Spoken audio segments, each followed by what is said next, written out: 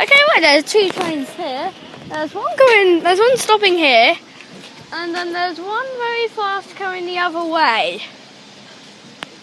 I have tried this at Goring when I wasn't filming.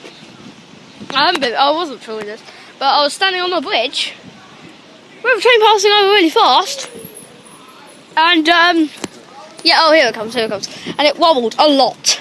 Okay, I'm gonna come more to this way, but I'm gonna try and get the numbers anyway. Wait. Hold on. This is a roller coaster ride. Oh, that's 468. Oh, it wasn't wobbly. And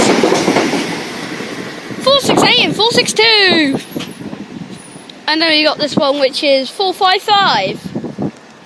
Okay, we're gonna wait until this one moves. Okay, that one wasn't wobbly this time.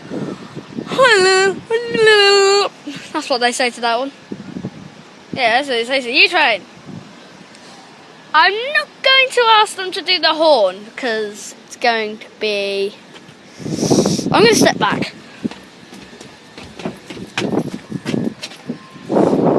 I'm actually going to do it like this. I'm going to do it here.